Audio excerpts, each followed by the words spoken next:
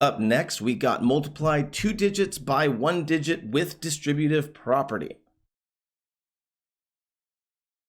So again, we are going to be shown another way that you can show your work and show your steps when it comes to doing this multiplication. The end result is going to be hopefully more fluency in how to multiply 2-digit numbers going forward. But for now, we are sort of breaking these down in different ways and showing different patterns. For example, 28. Well, that's the same thing as 20 plus 8. Those are the two rectangles, right? One of the rectangles would be 20, one of the rectangles would be 8, and then we do 7 times both of those.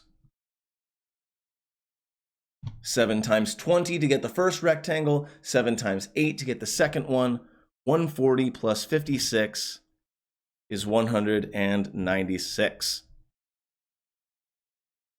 Once again, this is the kind of problem that you see on social media as an example of something that folks don't understand and they think is ridiculous and they hate these kinds of problems. But I love these kinds of problems because they showcase alternate ways of doing math other than just doing what we did in the first place, which is carry the 1 and blah, blah, blah, blah, blah.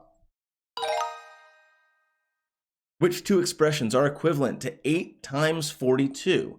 Well, that would be 8 times 40 and 8 times 2.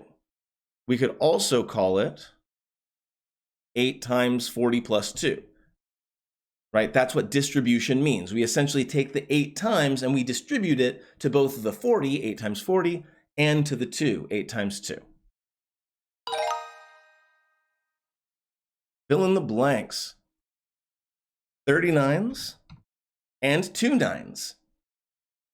Well, I know that 30 9s is 270, and I know that 2 9s is 18, so 32 9s is 288. One more. Al tried, or AI, I guess, but I guess it's probably Al, tried to evaluate 45 times 3 step by step. So let's see, what did Al do? Al did 40 plus 5 times 3. That's correct. 40 plus 5 is 45. So step 1 checks out, no problem.